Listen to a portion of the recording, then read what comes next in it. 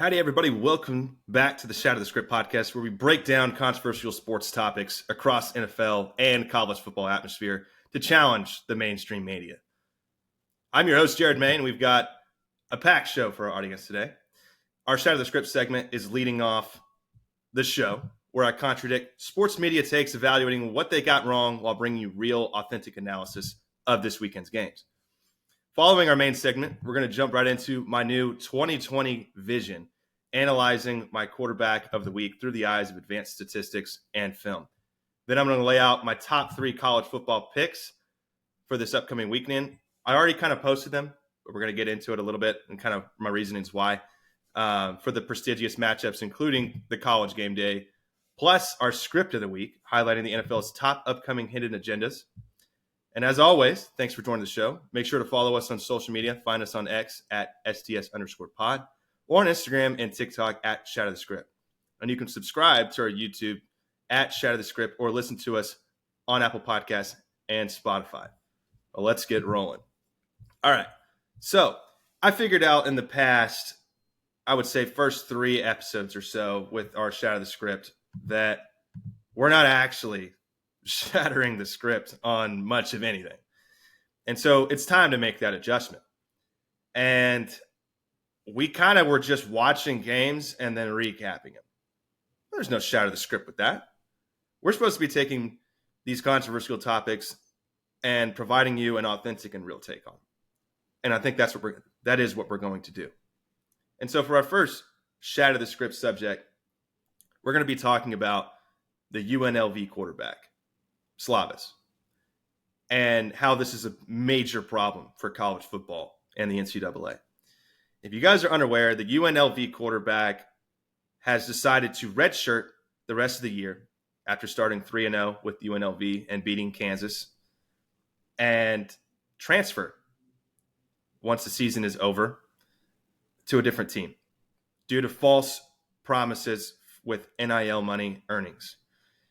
Reportedly, it is said that I think around $100,000 was promised to this quarterback, and it was not delivered. And additionally, you had the UNLV running back do the same thing and follow in his footsteps. And additionally, you had a USC, I believe it was an offensive lineman or defensive lineman, do the same thing and leave or decide to redshirt and transfer once the season is over. This is a big problem for college football. And I appreciate what the 2 analysts of college football that I kind of listen to the most, Joel Klatt and Outkick's Clay Travis. I always want to call him Mike Clay for some reason. They had great takes. And I'm going to fade off of what they have said to kind of give you guys a more authentic piece of kind of what's going on. The issue here is you have individually branded teams, a lot like Colorado, where you have good players and you're paying for play. And they're showing up to these programs without proving a single thing. It's just name, image, and likeness. There's nothing earned. But you're individually branding these athletes and implementing them to a program where it is about the team. And so that's why you see a team like Colorado struggling against tougher opponents because they're individually branded. Those teams that are beating them, they don't have a lot of times one guy that steps in a press conference after the game or before the game or during the week or says anything. They have a coach that's prestigious and they have a team. And these individually branded teams are struggling because they're paying for play. They're paying a service to an 18 to 22-year-old kid who has not proven a damn thing. And Slavis, who most likely, I would assume, I hope I'm wrong, will not be drafted by an NFL team, nor will he get the chance to start on an NFL team, nor will he earn a contract for an NFL team. So he is making sure that he gets his bag in college so that when he's out of there, he can go back. He can have a great head start to having 3 credit cards, taking kids to T-ball games, and coming home to a nagging wife. The nuclear family, the white man's dream, the white man for Kamala dream. And I hope that doesn't happen for them. I'm just saying. I mean, most likely it is the 1% of the 1% that are getting drafted and getting opportunities to start in the NFL. I mean, you've looked at prestigious quarterbacks from prestigious conferences get drafted first, second, and boom, they're gone. They'd rather go with Andy Dalton. And so this is going to create a massive wave. But what people are forgetting is that this did not start in the college football atmosphere. This started in college baseball. When Texas A&M and Tennessee went to the college baseball World Series in Omaha, Nebraska, there were more baseball athletes in the transfer portal than there have ever been by a large margin. And I get it. It's because of the new platform, 12-team playoff, the expansion, different conferences going different places, different programs, moving to different regions, whatever. Massive maintenance. You're not going to get it right the first time. I understand. But that is when you should have started having questions because there's no loyalty. You're individually branded. And individually branded athletes will go where the money takes them 100% of the time, which is why people are so concerned with the little guys because they can't pay for play. And they have these pay me games. I get it. I think pay me games are a great thing for NCAA. I mean, Northern Illinois could probably get some recruits to follow them. They've got the boneyard tradition of all the teams that they beat in pay me games, which is a brilliant idea. But in terms of the path going forward for the NCAA, you're going to have to put terms and conditions in place to regulate this sort of thing, or else you're going to have 18 to 22-year-old kids running wild, like the Hot Tua girl. And it's going to be a big issue for the NCAA. But once you implement contracts and perhaps a salary cap, as Clay Travis kind of mentioned and Joel Klatt kind of mentioned, this is when you start having a revamped college football where it's a lot like the NFL, and you can create a franchise, not a program where you get 1 to 2 years of a great athlete, then poof, he's gone, or a JUCO transfer, poof, he's gone. This is, I want you to play for the University of Michigan for 3 years on this NIL agreement. And there's clauses and terms and conditions within that contract that encourages loyalty from that kid who has not proven anything. If any athlete, especially a quarterback, should take the advice of someone else, it should be Arch Manning. You're at the University of Texas. I'm sure there's been something under the table to where he's getting compensated, but publicly he has decided to turn down his NIL money per the advice of his uncles and his dad to sit behind Quinn Ewers, who is a great quarterback, by the way, and that is his team. That is Quinn Ewers' team. This is not the year. I know the media wants to run away with Arch Manning playing UL Monroe, General Booty, shout out TJC, but that's not the way to go. The way to go is you sit behind a great prestigious quarterback and at an amazing university who is on the come up. Sarkisian is doing a great thing over there in Austin. Learn the system, learn how to actually read a defense. Then when you've earned the starting job, you get the contract agreement. 2 years, $2.5 million, whatever.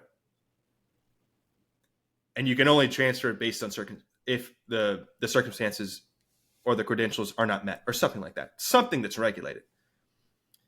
Because this ties in a little bit. I know the young athletes are chasing money, but this ties in to the epidemic that has translated into the NFL. Look at the young quarterbacks these days. There's a trend. And a lot of people are scared to say it, but there is a trend. They're coming out with this new series. I'm not even going to name the name, but Dak Prescott is a part of it. And it's been, I want to say it's on Prime or Hulu. But it's the evolution of a specific group of people playing quarterback. They're starting to draft, and I don't know if this is DEI influence, but they're starting to draft these African-American quarterbacks who are dual threat, But college offenses are starting to be implemented into the NFL. And now you get these with mobile quarterbacks specifically. But once you have athletes who can run the football, they're athletes playing quarterback. That's what they are. That can run the football, but they can't throw or read a defense for shit. There's an epidemic at the quarterback position in the NFL today. Tom Brady talked about this. There's very few field generals left in the NFL. I can name 3 off the top of my head that are just pure field generals. Aaron Rodgers, he's 40. He ain't got much time left. Dak Prescott, and I guess you could say, I would say argue 4. Josh Allen and Patrick Mahomes. Those are your guys that have shown in the game that they can make checks at the line, create a protection scheme that correlates with the play. And I get it. A lot of quarterbacks can do this. And these are veteran guys that allow them to make the best throw along with their scheme going into the game, along with what the defense shows them, identifying the blitzer, identifying who's not blitzing. It's not just 54's Mike because he's in the middle. No. It's checking the box, what works best here. This guy's blitz on the right side. This is a cover 3, but they're showing 2. This play is open on this particular coverage. I'm throwing that ball based on the coverage. And it kind of ties into my 2020 vision. And our 2020 vision starts with, I'm recording on a Saturday. This is going into the weekend games. But we only had a couple to choose from. And you can see on the banner on the below, 2020 vision, quarterback analysis. This starts with 2 quarterbacks. Surprisingly, this is the New York Giants versus the Dallas Cowboys game on Thursday night. This was great quarterback play from both. And I get it. It's probably a rigged game. I mean, a lot of people probably took the 5.5 spread on the Cowboys, and it was screwed by Brandon Aubrey, who never misses at the end, and shanked it wide right. 80% of people went with that spread, by the way. But both quarterbacks, at a certain point, Daniel Jones was 26 of 32 throwing the football. Let me ask you a question. When are you ever going to see Anthony Richardson go 26 of 32? When are you ever going to see a guy like Jalen Hurts throw to the middle of the football field and operate outside of the RPO offense? When are you ever going to see Jaden Daniels go outside of their college offense? Cam Taylor-Britt was correct. They run a college offense. That's what Cliff Kingsbury does. Sit in the pocket and throw. I get it. I like Jaden Daniels. But who is winning the Super Bowls? Think to the past. What dual threat quarterback has won a Super Bowl in the past 15 years? Would you consider Patrick Mahomes a dual threat quarterback? I would consider him what EA College Football 25 likes to consider an improviser. He can move around in the pocket. He can escape. He can kind of get 6 or 7 yards. If the defense widens up over the middle and they're protecting the sidelines, he can gash up the middle and get you 10 to 15. But he's not going to do it 7, 8, 15 times a game and vulture running back statistics every week. Oh, he's the best. We start to think about fantasy. That's what we're doing. Oh, well, he's good for fantasy. But is he worth the shit at the quarterback position long term? Watch Anthony Richardson throw a football. The medical guy made a great point that he has started 19 games up until this point, including high school and college sports. 19. And my dumbass drafted Michael Pittman in the 3rd or 4th round in fantasy football, and he can't throw for the broadside of a barn. Yeah, he can chunk it 75 yards. Can he read a defense? Can he make the 2-ball throw over the middle, right over the Tampa 2? Can he hit the seam? Can he read a high-low and hit that corner route when the cornerback comes up to hit the hitch on a smash concept? And before the play, make the adjustments at the line. I don't see it. I really don't. It's an epidemic at the quarterback position. We have fallen in love with these dual quarterback systems that don't win you Super Bowls. They win you MVPs, some undeservingly, and they throw up great numbers and stats, they're winning some games. But the quarterbacks that are winning your Super Bowls are the Patrick Mahomes, are the Tom Brady's. Hell, I mean, good Lord. Besides Patrick Mahomes and Tom Brady, who has won a friggin' Super Bowl as of late? Have you seen Lamar Jackson have success in the playoffs? The generational run by Jalen Hurts when he made the Super Bowl, which, granted, he looked great. He's one of those guys that has kind of learned over time you have to be able to throw the football. And then the Eagles get stuck in the spot where he's throwing 45 times a game, where that is not the way that he has success. That's why he's looked a lot worse. He doesn't have great arm strength, nor does he have the greatest accuracy of quarterbacks. Is he talented? Can he run the football? If you go watch the Jalen Hurts game. What does he do most of the time? So, white 90, green 80, whatever he says. Play fake to Saquon Barkley. Everybody bites in the run, runs to the right, dumps it off to Goddard, or a pre-snap. Pre-snap motion has taken over NFL offenses, which every offense should be doing this 100%. But if it ain't open, if that one read quarterback can't find the one read, he's just going to scramble to the right, chunk the ball out of bounds. Replay the down. 2nd and 10. 3rd and 8. Watch these quarterbacks going into this year stand in the pocket whenever they have to make a multi-read play. And watch how they do. They take sacks. That's what they do. They throw the ball away. That's what they do. They throw interceptions 50% of the time. Tipped passes. Inaccurate throws over the middle. I encourage you guys to follow Next Gen Stats. We attacked this. My camera's glitching.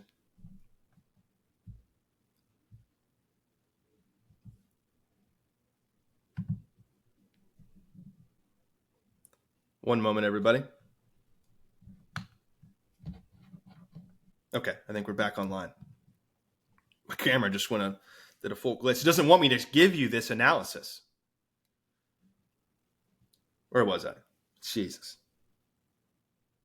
Watch these quarterbacks in the pocket, and you'll learn that if they sit, the time to throw in the NFL before you get sacked is like 2.4 seconds or something like that. And everybody's enjoying this 7-on-7 atmosphere coming out of college where you get 4 seconds with the ball. That is not the way you should be trained. I mean, it's like a high school program. You got to start in the junior high, implementing your scheme in junior high, and it transitions into the high school, and then high school transitions to where you decide to commit that fits your offensive scheme. If you're Jalen Milroe, you don't want to go to fucking Iowa to play football. You want to go to a team that's high flying like Ole Miss, like Alabama. I get it. But these quarterbacks, it's starting to aggravate me a little bit.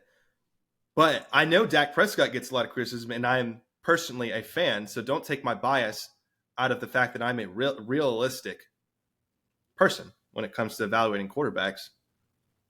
Watch him. Yeah, here we go. The tempo of the cadence. He's the only other quarterback besides Aaron Rodgers that actually gets players off sides and gets a free play often. And what does he do with that free play? A lot of quarterbacks chunk that bitch up and it's tipped, it's intercepted, but they get the free play. Dak will throw that over the middle in between the two linebackers and the two high safeties. Shout out Mel Kiper for that stupid ass take that he had about two high safeties. That's another thing you could have shattered the script on. Completed pass, 25 yards, 30 yards. First down, decline the penalty. Yeah. That's MVP play. Now, granted, playoff surge is a different story. January is a different story. So that takes me into my 2020 vision, quarterback analysis, you know? And I want you to look at this. Because Dallas is having a lot of trouble running the football. You could blame Jerry Jones for that one. We're going all in. And you're running a 3 running back system. Now 4 running back system with Rico Dowdle, a 5th-year injury-prone guy that has never really played any snaps. 29-year-old Ezekiel Elliott, who has decreasing snaps every week. midget boy Deuce Vaughn, who is 4'11", 125 pounds, the size I was when I was in 7th grade, as your scat back. I don't think I've seen him gain more than 4 yards. And CeeDee Lamb, who is your most efficient rusher on 3 carries. Now, granted, Dowdle's not that bad. But long term, one thing you're doing right as Dallas, you're not paying a running back. I mean, you're paying, I think, Zeke like $6 or $7 million, which, good Lord, $6 or $7 million to get 2 or 3 carries a game. Not ideal for your welcome home Zeke. People are pissed they should have gotten Derrick Henry. I still don't believe in that. What Dallas should have done is drafted a running back. 2 names come to mind. 3 come to mind for Dallas. Trey Benson out of Florida State, who is now in the Arizona Cardinals. Bucky Irving out of Oregon, who is now at the Tampa Bay Buccaneers. And Ray Davis out of Kentucky, who is now a Buffalo Bills. What do all 3 of those running backs have in common? They're backups. What do they have the potential to be? Starters. Rachaad White's the least efficient running quarterback or running back in the league. Bucky Irving's starting to earn more snaps. Guess who we would have earned a lot of snaps from? Dallas. Trey Benson's behind 29-year-old injury-prone James Conner. Eventually, he's going to take that spot. He's a great runner. Ray Davis rushed, I think, 2 years at Kentucky for over 1,000 yards. He's sitting behind Ty Johnson and James Cook. He's getting snaps because he's earned them. That was your solution. And granted, Zeke does a lot. But to get back on track with the 2020 Vision QB analysis, I want you guys to look, if you're watching this, and I'll explain it if you're listening. I want you guys to look at this next-gen stats quarterback analysis of Dak Prescott in the Thursday night game. Keep in mind, these defenses don't expect the run. They don't expect the run. They're preparing for a pass because they know Dallas is not efficient in the running game. Now, you could scheme good running plays, but not efficiently throughout 4 quarters of play against an NFL team. And you're the Dallas Cowboys. Everybody plays their best against you half the time. Look at this. I wish they had, I'm sure I can find it, the time that from when Dak caught the snap and got rid of the football. He's hitting the ball 5 to 10 yards down the field the entire game. Quick throws. This is where they call him Dink and Dak dunk, or whatever is it, Dink and Dak, which is obviously not the case. He's one of the most efficient deep ball throwers in the league because he selectively does it. But look, he throws it over the middle of the field. He knows that they're dropping 8 or 9 in coverage, 7 to 9 players in coverage, that they're expecting a pass because our first and second down play is atrocious. As I always like to say, play better, Dak. Save us, Dak. I call him the third down king. He's constantly bailing the Dallas Cowboys out of third down. And then at the end of the year, they reflect on, it's Dak's fault. Granted, he's had some great teams the past 3 years. This is the worst I've seen. This reminds me of 2018 when they were 3-5. They walked out there with, I think, Michael Gallup as the number 1 receiver. They make a trade for Amari Cooper. Oh, and what happens? Go from 3-5 to 10-6, making the playoffs, winning the playoff game. And then you get rid of Amari Cooper for a 5th-round pick, but I digress. But if you're looking at this, it's a lot of middle of the field. His first touchdown came from Rico Dowdle in a screenplay. His second one came to CeeDee Lamb on the sideline, taken to the house call. 2 of Dak Prescott's touchdowns of the past 2 games, or 3 games, I should say, have been plays where CeeDee Lamb has made a play after the play.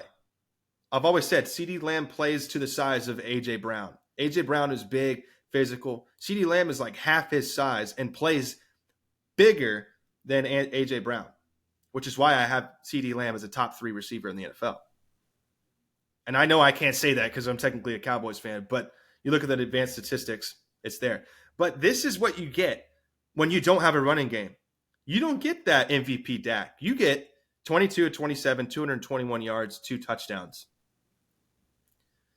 And there will be games like last week where the defense gets you down 28-6 or 35-16 at half. And you're having to throw the ball the entire second half.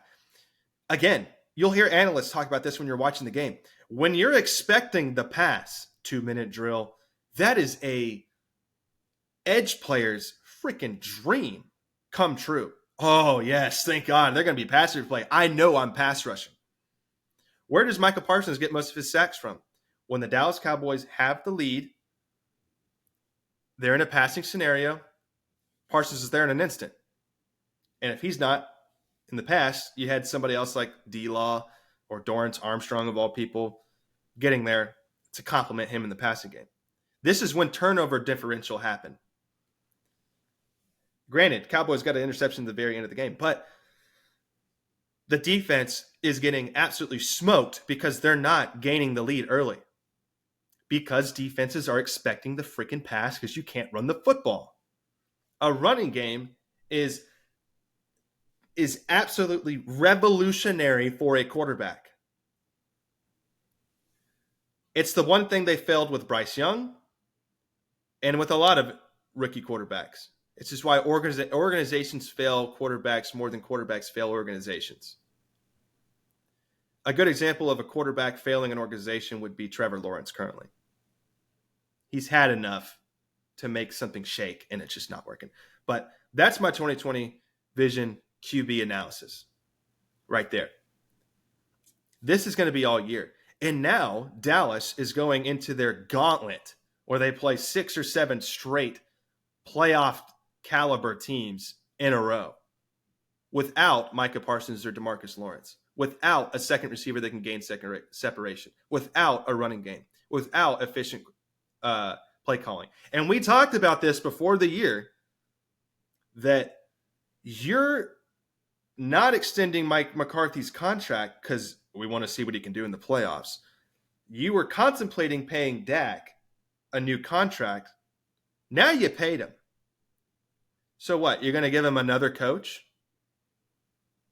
Is this the wait on Belichick thing? What are you doing this year? You're wasting another year of CeeDee Lamb's prime. That's what you're doing. Dak's playing the best ball he's ever played. We talked about it before the year.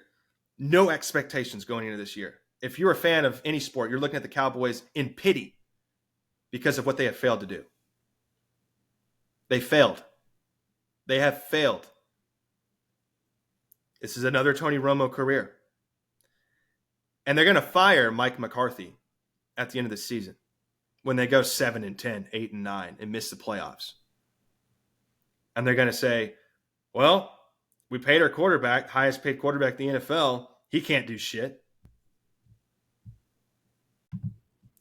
What's the Shatter the Script truth?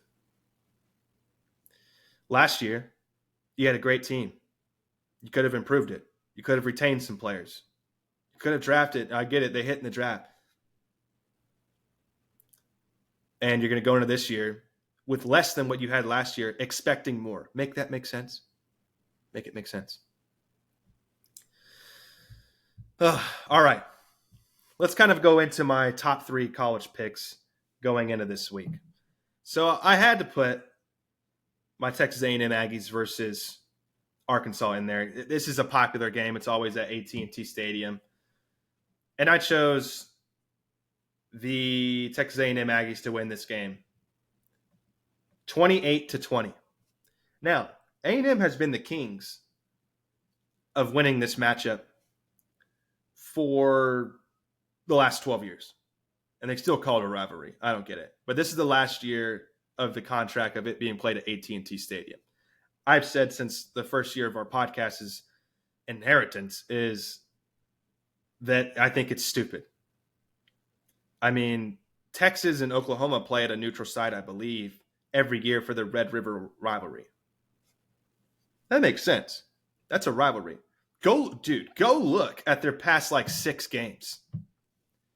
I'm talking 35-38, 47-45, 54-48. High-flying, high-scoring. Oklahoma takes most of them. Texas took a couple. Now Texas is going to be probably taking this one coming.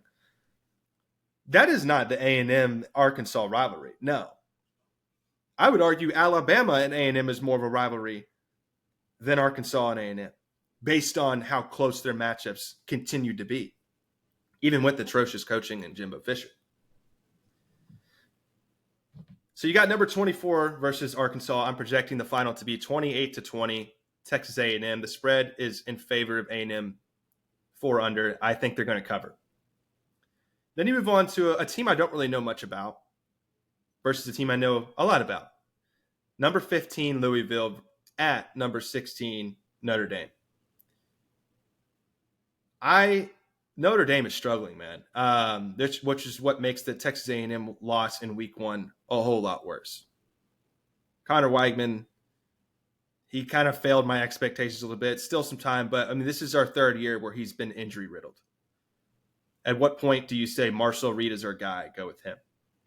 But Riley Leonard got his first touchdown pass in week 4. They lost to Northern Illinois at home. They played their other matchup pretty close for 2.5 quarters, I believe. Louisville looks good. They're always sneakingly getting 8 to 9 wins a year.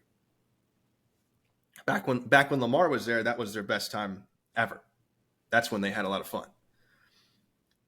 Which is why I'm taking Louisville to win this game 23-21. I think they shock Notre Dame. I guess it's the one game on Notre Dame's schedule, and I get it. They lost to Northern Illinois, so they're pretty much screwed when it comes to college football playoffs if they lose this game. Louisville's going to win this game 23-21, I think. In some fashion, they're going to come out with a win. I think they're a better team than Notre Dame. And I like Notre Dame's coach a lot, by the way. I love him. I think he's a great coach. But you got to – I thought Riley Leonard was going to be a lot better, but he is – a basketball player turned football player, and I think it's going to take some time.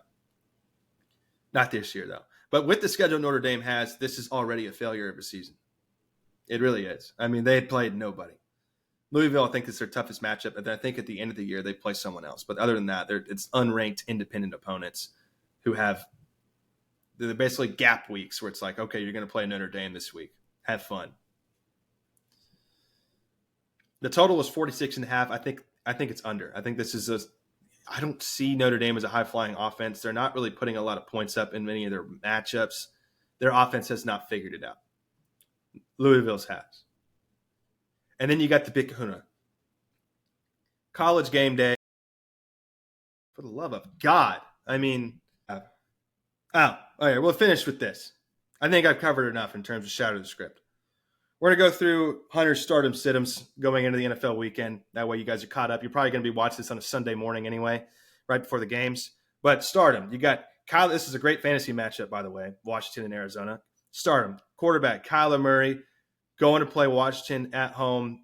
That Washington defense gave up a ton of passing yards with Joe Burrow. I think Kyler Murray does the same. You're going to see a high-flying Marvin Harrison duo with Kyler Murray, which Marvin Harrison is also on the stardom versus Washington.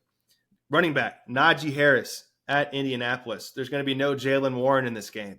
So Najee Harris is going to get a large workload. This probably means, if I'm guessing, I'm going to contradict Hunter, this probably means 20 carries, 70 yards. Maybe he finds the end zone. But this is one of the most atrocious offenses to watch in terms of fantasy in the NFL. Brian Robinson Jr. going into Arizona. This guy's a touchdown magnet. He's a lot like David Montgomery. He's going to get you red zone carries. He's actually starting to catch out of the backfield, but there's no Austin Eckler this week. So you're actually going to get probably 17 to 24 points from Brian Robinson Jr. I'm starting him in almost every league if you have him. Rashee Rice at the Los Angeles Chargers. This is your new Travis Kelce. They're starting to put 2 or 3 guys on Travis Kelce, which is leaving Rashee Rice wide open, which, granted, I said jokingly he should be in prison, but he's great for fantasy football. I mean, this guy's getting 9 to 12 catches a game, a lot like Neighbors. Whoever drafted this guy, for his value, you're getting much more value added going into this week 4 matchup.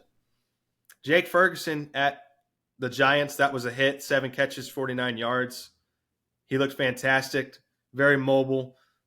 He makes that offense run. He's one of the guys that if he's in, you have to respect the middle of the field. And he looks like Kelce when he's catching the ball. It's pretty insane.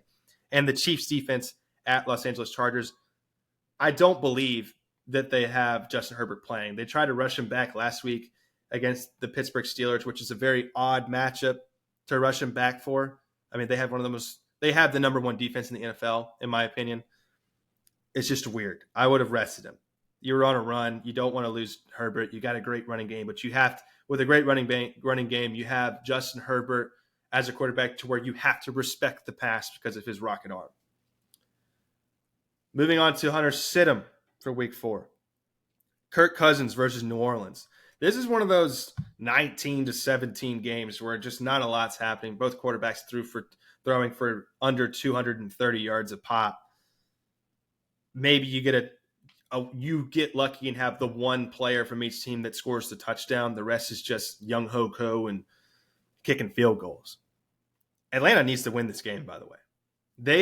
People are arguing that they're a better team and all that kind of stuff. They actually should be 0-3.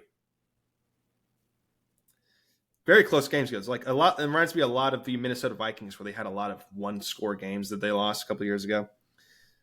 Travis Etienne, sit him at Houston. Houston is probably just getting ready to freaking go this week after getting bodied by Minnesota. I mean, Stroud was seeing ghosts, as I mentioned before. And the Jaguars are 0-3. They have no identity, and their defense is getting ran through.